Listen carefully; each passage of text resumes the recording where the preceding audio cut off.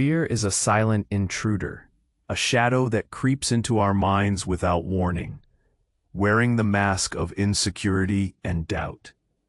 It festers quietly until it grows into a towering barrier, blocking us from living fully and freely. But what if I told you that fear isn't the enemy, that it's actually a compass pointing to where we need to grow the most?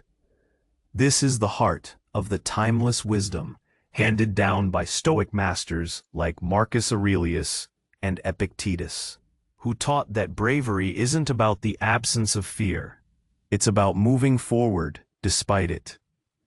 Imagine transforming your fears from crippling chains into catalysts for your personal evolution. In this video, we'll uncover the hidden anatomy of fear and insecurity, revealing how these feelings quietly dictate our lives and how we can flip the script. By mastering practical Stoic strategies, you'll learn to perceive fear for what it truly is, an opportunity wrapped in discomfort. Through deliberate action, relentless self-mastery, and cultivating a present-focused mindset, you'll discover the power to shatter insecurity and reclaim your mental peace, quickly and effectively. This journey isn't about waiting for courage to magically appear. It's about creating courage through intentional steps, daily practice, and radical acceptance of the fears that surface within. You'll understand that many threats exist only in the mind's theater. And by challenging those internal narratives and surrounding yourself with people who elevate you, the fortress of insecurity begins to crumble. Every moment you face fear, instead of fleeing, you reclaim your freedom, unlocking a more authentic, resilient, and fulfilled self. Prepare to embark on a path where fear becomes your teacher, not your jailer. A profound shift that demands raw honesty, bold action, and the quiet strength to keep moving forward. This isn't just theory. It's a battle-tested blueprint for anyone ready to crush insecurity and find true mental peace faster than they ever thought possible. Stay with me until the end, and you'll hold the keys to transform your life from restless doubt to unshakable calm, and it all starts here. And 10 Stoic secrets to crush your insecurity and find mental peace fast. 1. See fear as a signpost for growth. 2. Scale down what scares you to its true size. 3. Turn fear into forward momentum. 4. Anchor yourself in the present moment. 5. Push your limits every single day. Convert insecurities into practical challenges. 7. Don't wait for courage. Create it by acting. 8. Recognize that most threats are mental illusions. 9. Surround yourself with growth-minded allies. 10. Never run from fear. Step boldly toward it. If this journey into understanding fear and insecurity is resonating with you, take a moment to like this video and share it with someone who you believe needs to hear these profound insights. Your engagement helps spread these timeless teachings to those who are silently struggling, just as you might be, to find their own path to inner peace. We've already begun to peel back the layers of fear, seeing it not as an enemy, but as a compass, a signpost guiding us toward necessary growth. We've learned to scale down its often exaggerated size and to transmute its static energy into forward momentum, anchoring ourselves firmly in the unshakable present moment. Now let's push deeper into the practical strategies that will not only dismantle insecurity, but build an unyielding mental resilience, one deliberate action at a time. 5. Push your limits every single day. The Stoics understood that true strength isn't found in comfort, but forged in the crucible of challenge. Marcus Aurelius, emperor and philosopher, often reminded himself of the necessity of robust action, of pushing against the grain of ease. His personal meditations were not just about abstract thought. but about steeling himself for the daily demands of leadership, for the uncomfortable truths, and for the tireless pursuit of virtue. This isn't about grand, life-altering leaps every day, but about the consistent, incremental act of stepping just outside your comfort zone. Think about it. Your comfort zone is precisely where insecurity thrives. It's the safe, familiar space where you avoid judgment, failure, or the unknown. But growth, by definition, occurs beyond that boundary. If you constantly retreat to what is easy and predictable, you never develop the mental muscles required to face the truly daunting challenges life inevitably throws your way. Every small refusal to push your limits reinforces the message to your mind that you are incapable, fragile, or unworthy of more. How do we apply this in a modern context? It starts small. Maybe it's initiating a difficult conversation you've been dreading at work or at home, instead of letting resentment fester. Perhaps it's volunteering for a task you feel slightly underqualified for, knowing it will force you to learn and adapt. It could be something as simple as taking a cold shower, enduring the initial shock for the mental fortitude it cultivates. It might be committing to a new physical exercise regimen, even when your body protests, building discipline and demonstrating to yourself that you can endure discomfort. This isn't about reckless abandon or self-punishment. It's about voluntary discomfort, a concept deeply rooted in Stoic practice. Seneca famously advocated for deliberately practicing poverty or misfortune for short periods, to appreciate what we have and to prove to ourselves that we can survive without the luxuries we often take for granted. In our time, this might translate to foregoing a convenience, challenging a limiting belief about your own capabilities, or deliberately seeking out experiences that stretch you emotionally or intellectually. Every time you choose to push a boundary, no matter how small, you send a powerful signal to your subconscious. I am capable. I am resilient. I am growing. This isn't just about the external accomplishment. It's about the internal transformation. You are building a track record of courage, demonstrating to yourself, through action, that you can navigate discomfort and emerge stronger. This cumulative experience erodes insecurity from the inside out, replacing doubt with a quiet, unshakable confidence that comes from knowing you face challenges and overcome them. By making it a daily practice, you transform your very relationship with challenge, from something to be avoided to an opportunity to evolve. 6. Convert insecurities into practical challenges. Insecurity often feels like a nebulous, overwhelming cloud. It's a vague sense of inadequacy, a persistent whisper that you're not good enough, smart enough, attractive enough, or capable enough. The problem with this vague feeling is that it's impossible to fight something without a clear shape. It's like trying to wrestle smoke. The Stoic approach is to bring clarity to the chaos, to dissect the emotion, and to translate that formless fear into a concrete, actionable task. Epictetus taught that we are disturbed not by things themselves, but by the views we take of them.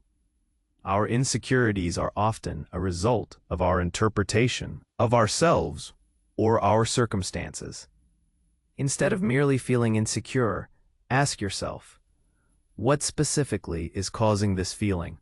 What is the underlying belief or specific area that triggers this insecurity?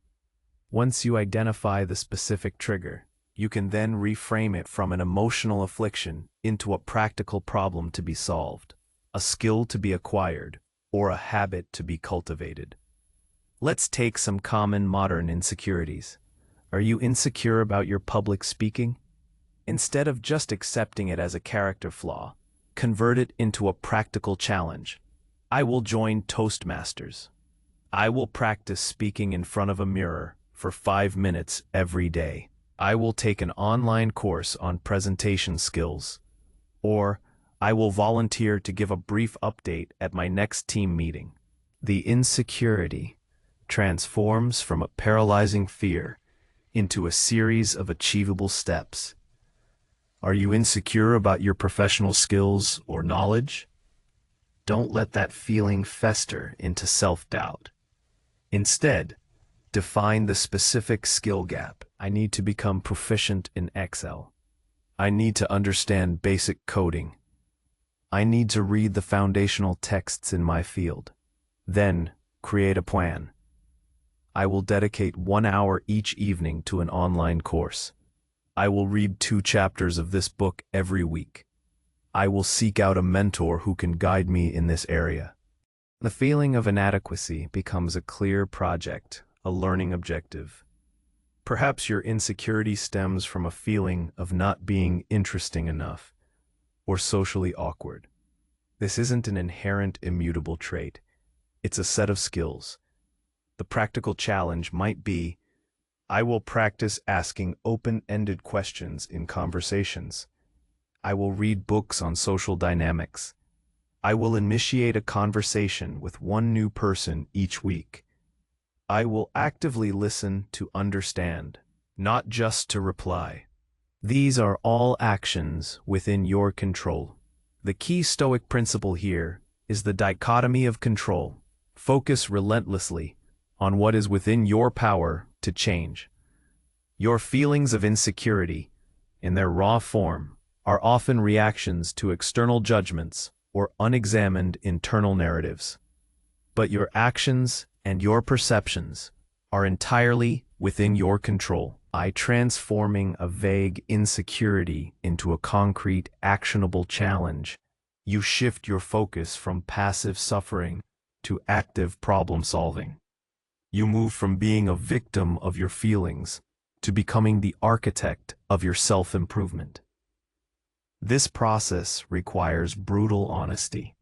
It demands that you sit with the discomfort of identifying the precise nature of your insecurity, rather than just letting it remain a shadowy, generalized feeling.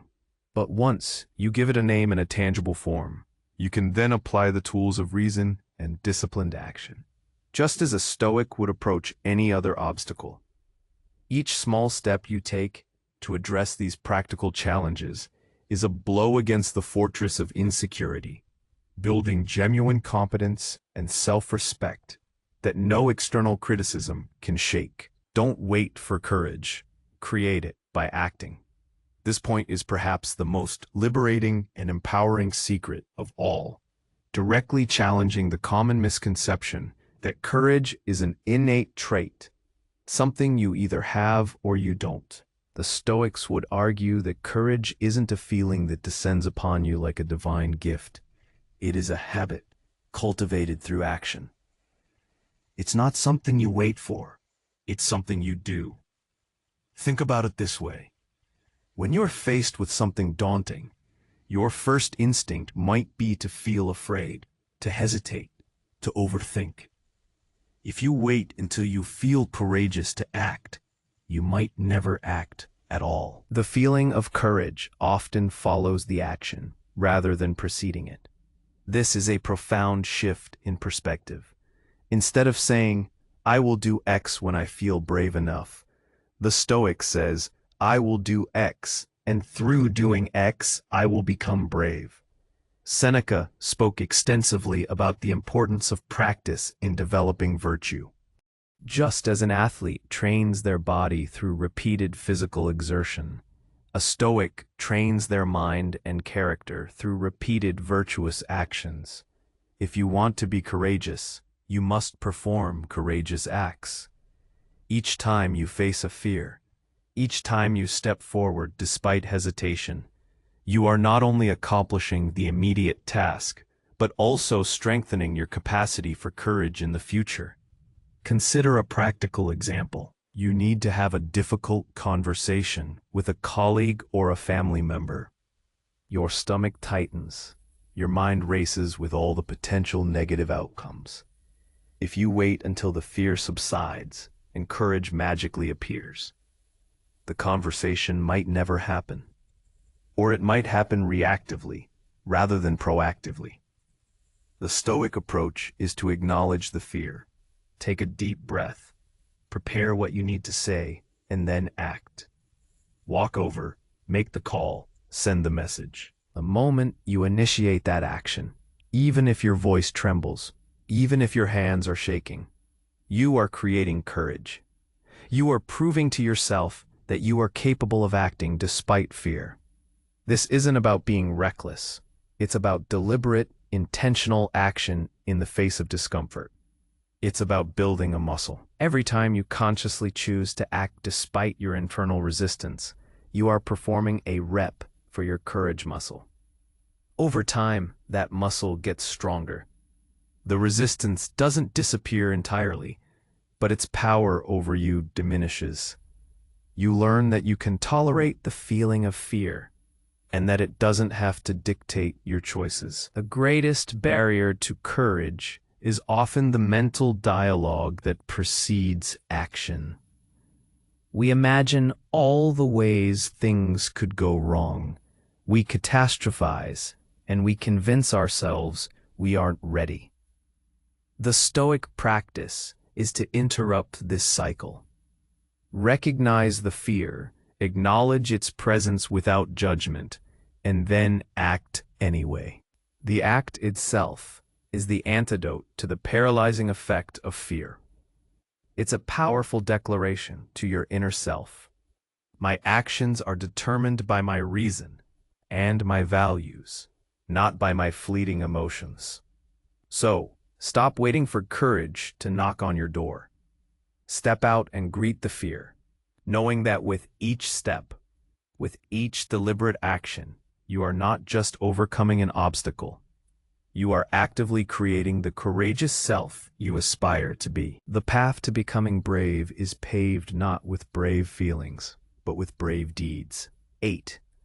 Recognize that most threats are mental illusions. This point strikes at the heart of much of our modern anxiety and insecurity. We live in a world that, for many, is far safer and more comfortable than any previous era. Yet, our minds often generate an endless stream of perceived threats, turning potential inconveniences into catastrophic failures, minor social interactions into sources of intense judgment, and everyday challenges into existential crises. The Stoics understood this fundamental aspect of the human condition.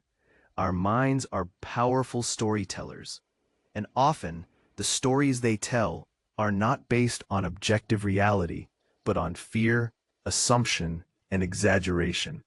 Epictetus famously said, "Men are disturbed not by things, but by the principles and notions which they form concerning things." This is a cornerstone of Stoic thought. It means that the vast majority of our suffering comes not from external events themselves, but from our interpretations of those events, or often our pre-interpretations of events that haven't even happened yet. Most of the threats we perceive are not external dangers to our physical safety or well-being, but internal creations, mental illusions born of our anxieties and insecurities. Consider the pervasive fear of failure. Is actual failure, in most modern contexts, truly a life-threatening event? Rarely. We might lose a job, botch a presentation, or be rejected from an opportunity. These are uncomfortable, disappointing, even painful. But are they threats? Do they imperil our fundamental capacity to survive and adapt? In the vast majority of cases, no. Yet our minds can blow these potential outcomes into monstrous, reputation-destroying, self-worth-crushing specters. These are mental illusions, not real threats. Social anxiety is another prime example. The fear of judgment, of looking foolish, of saying the wrong thing. Is someone truly going to physically harm you for a conversational misstep? Unlikely. Is your social standing truly going to collapse irrevocably because of one awkward moment? Highly improbable. These fears are projections, exaggerations of potential negative outcomes. They exist predominantly in the theater of your own mind, amplified by insecurity. The Stoic practice here is discernment and radical honesty. When a feeling of fear or anxiety arises, pause. Ask yourself, is this a real threat to my life, my health, or my fundamental well-being? Or is this a mental projection, an imagined worst-case scenario, a fear of what might happen, or what others might think? Most often, you'll find that the threat is a thought, a narrative, a story your mind is telling itself, often fueled by past experiences or deeply ingrained insecurities. To dismantle these mental illusions, you must challenge your assumptions. What is the actual, objective evidence for this threat? How likely is the catastrophic outcome I'm imagining? What is the worst realistic outcome, not the worst imagined outcome?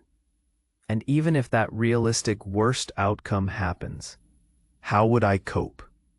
The Stoics practiced premeditatio malorum, not to dwell on misfortune, but to prepare for it.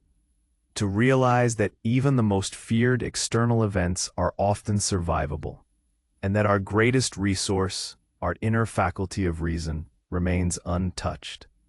By systematically interrogating your fears, you expose them for what they often are: paper tigers, constructs of a mind that is wired to anticipate danger, even when none is present. This doesn't mean ignoring real risks. It means developing the wisdom to distinguish between genuine external dangers and the internal drama of your own insecurity.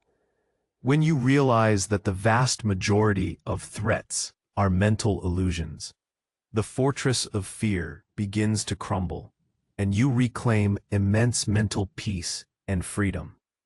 You stop fighting ghosts and start living in the tangible reality of the present moment, where true action and growth reside. Surround yourself with growth-minded allies.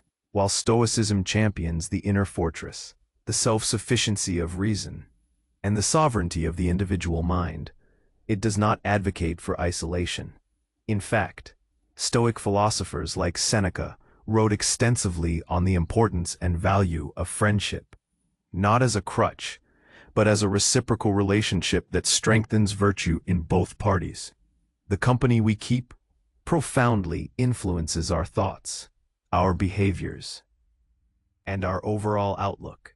If you are serious about crushing insecurity and cultivating mental peace, you must be intentional about the people you allow into your inner circle. Imagine trying to stay dry in a torrential downpour. If you constantly choose to stand under a leaky umbrella, or worse, no umbrella at all. Similarly, if you surround yourself with individuals who are perpetually negative, who dwell on their own insecurities, who engage in constant gossip, or who actively undermine your efforts to grow, you are making your journey immeasurably harder. Their negativity and self-doubt become infectious, subtly reinforcing your own limiting beliefs and insecurities. Instead, seek out what we can call growth-minded allies. These are people who embody the virtues you aspire to: courage, wisdom, justice, temperance.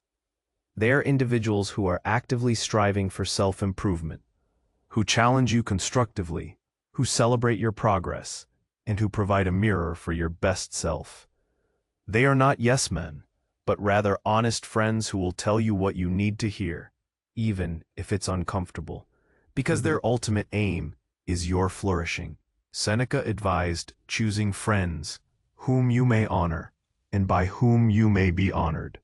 He suggested seeking out those whose company shall make you a better man, This isn't about transactional relationships, it's about mutual upliftment. When you are around people who are pushing their own limits, pursuing meaningful goals, and embodying resilience, it inspires you to do the same. Their perspective can help you see your own insecurities more clearly, not as insurmountable barriers, but as challenges they too have faced or are currently navigating. A growth-minded ally doesn't wallow with you in your insecurity. They offer a different perspective.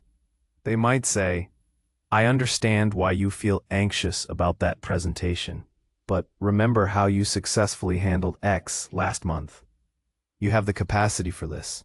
Or, "I know you're feeling down about not getting that promotion, but what did you learn from the experience, and how can we apply that to your next opportunity?" They help you reframe setbacks as learning opportunities and fears as challenges to be overcome, rather than solidifying them into self-fulfilling prophecies of failure. This also means having the courage to prune your social garden. It might be difficult, but recognizing and consciously detaching from relationships that consistently drain your energy, feed your insecurities, or pull you back into old, unhelpful patterns is a vital act of self-care. It's not about being judgmental or abandoning people, but about protecting your mental space and aligning your environment with your deepest values and aspirations for growth. By deliberately choosing to spend your time with individuals who elevate your thinking, who practice self-mastery, and who encourage your development, you create an ecosystem that supports your journey out of insecurity and into a state of robust mental peace. Your allies become your sounding boards, your motivators, and living examples of the Stoic ideal. Individuals striving for excellence together. Step boldly toward it. This is the ultimate crucible, the culmination of all the previous Stoic secrets, and the most direct pathway to truly crushing insecurity. The human instinct, when faced with fear, is to retreat, to avoid, to escape. But every time you run from a fear, you reinforce its power over you. You teach your mind that the fear is indeed legitimate, overwhelming, and something to be avoided at all costs. This is the very mechanism by which insecurity entrenches itself. The Stoic path, however, demands a radical, counterintuitive response. To move towards the fear, this isn't an endorsement of recklessness or foolhardiness. It's about strategic, deliberate confrontation. It's about understanding that the only way to diminish fear's grip is to directly engage with it, to walk into the very situations your mind is screaming at you to avoid. Each step taken towards a fear is a step towards reclaiming your freedom and proving to yourself that the monster in your mind is far less formidable in reality. Think of it as exposure therapy for the soul. If you have a fear of public speaking, running from every opportunity to speak only strengthens that fear. But if you deliberately seek out opportunities, starting small and gradually increasing the challenge, perhaps speaking to a single colleague, then a small team, then a larger group, each exposure weakens the fear response.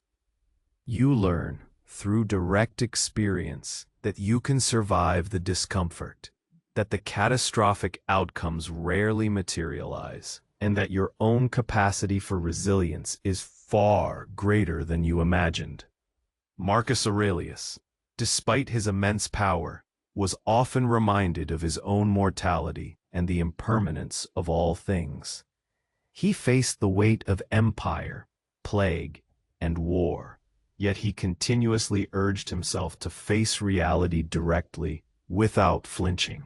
His philosophy wasn't about wishing problems away, but about confronting them with virtue and reason.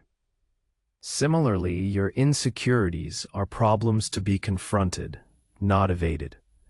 The act of stepping boldly toward fear is a profound act of self-mastery. It's a declaration that your rational mind, your will, and your commitment to growth are stronger than any fleeting emotion of apprehension. When you feel that tightening in your chest, that urge to turn back, that is precisely the moment to lean in. It's in that space of discomfort that true growth happens. It's where the illusion of fear begins to dissolve, replaced by the solid ground of experience and confidence. This is where the rubber meets the road. All the understanding, all the reframing, all the preparation culminates in this: the courageous act of facing what scares you. It might be striking up a conversation with a stranger, admitting a mistake, asking for help, setting a boundary, or pursuing a dream that feels impossibly big. Whatever it is, the fear associated with it will not disappear by itself. It will only dissipate when you show it, through your actions, that you are its master, not its slave.